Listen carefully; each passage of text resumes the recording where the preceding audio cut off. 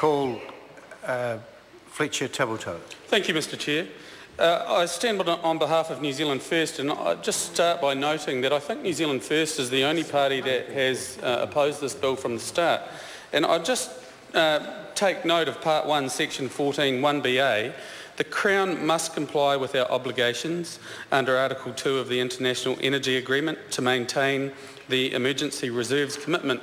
And we have always said from the start, the party has always said from the start, that that is an absolute necessity, Mr Chair.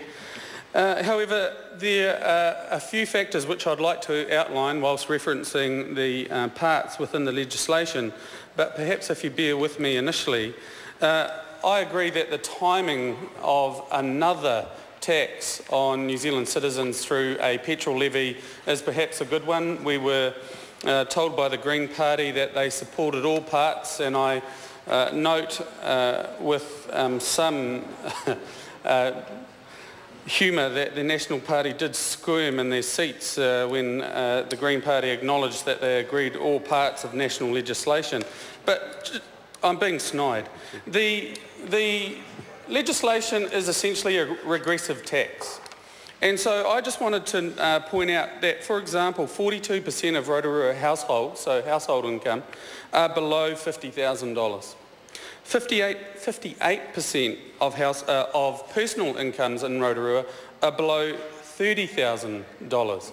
So whilst I acknowledge, although I want to determine an actual figure, that the levy itself is discussed as a very small number, I would suggest, sir, that the levy itself is a regressive tax and unfairly and unnecessarily puts undue pressure on low-income earners.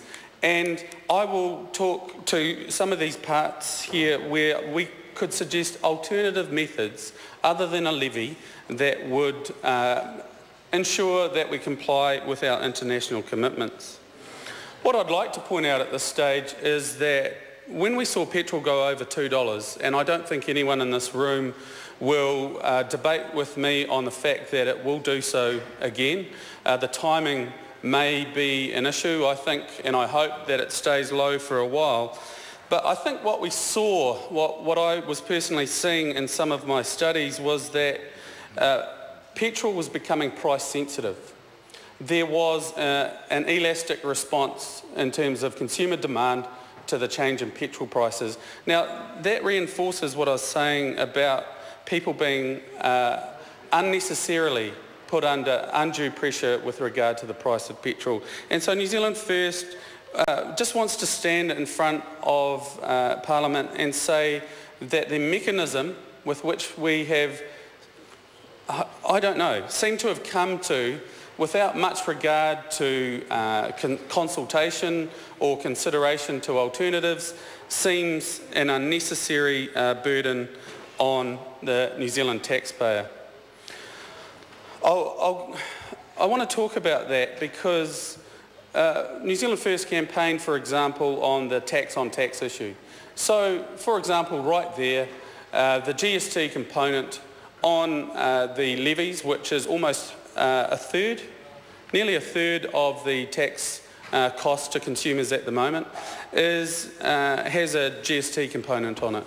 So when I originally spoke on the bill and the readings, I suggested, and I do so again, that the committee was perhaps want in establishing alternative funding mechanisms in order to meet our international obligations.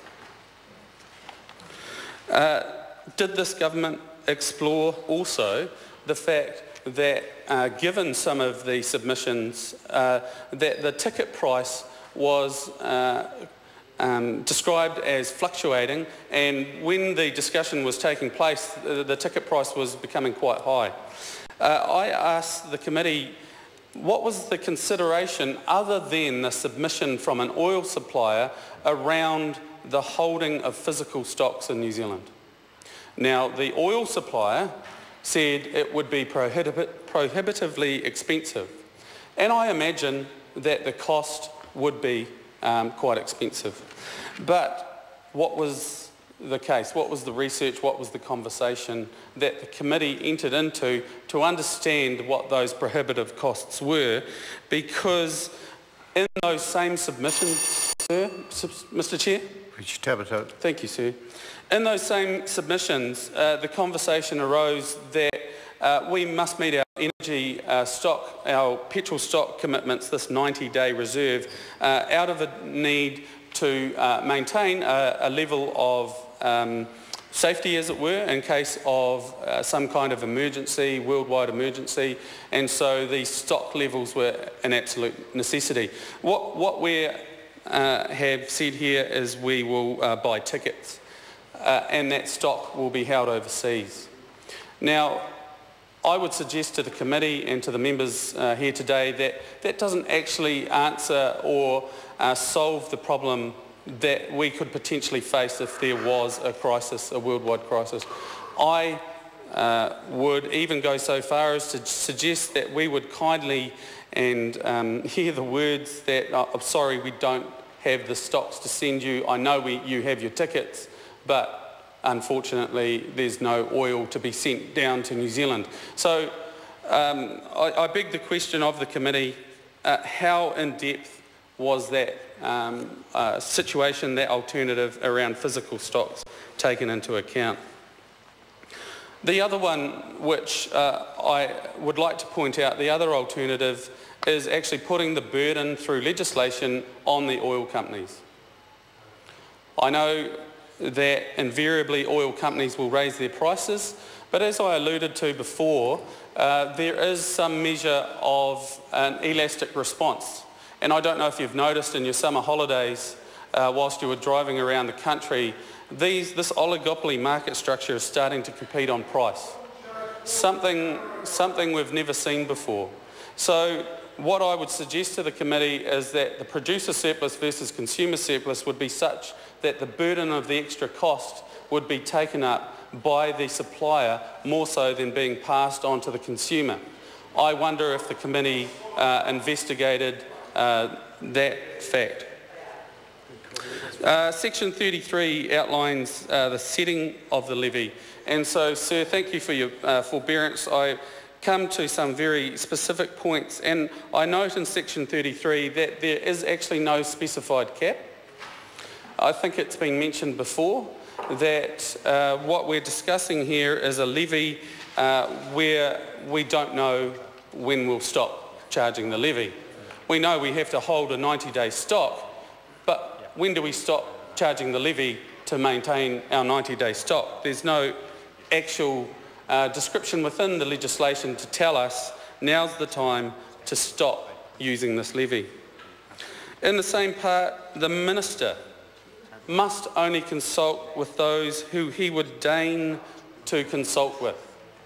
It seems to be a precedent with a bit of legislation that I have personally noted coming through committee stage through the House, that the Minister can consult with who he decides to consult with.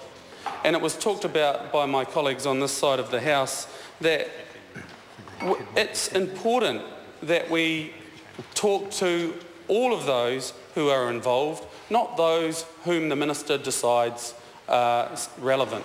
Because the reality is the Minister's opinion of relevance may not necessarily be that of this Parliament or the people of New Zealand. So it is concerning that has seemed to be a precedence that has arisen in quite a few pieces of legislation that I have spoken to personally over the last few months. There's no, actually in the legislation, please if the Minister can correct me, there seems to be no specificity as to the purpose of the levy in the legislation. It seems like it's in some kind of assumption that the levy will be used for the purpose of complying with our international obligations, and forgive me if I have missed something there. But there is definitely no specificity as to the value or the rate at which the level will be collected.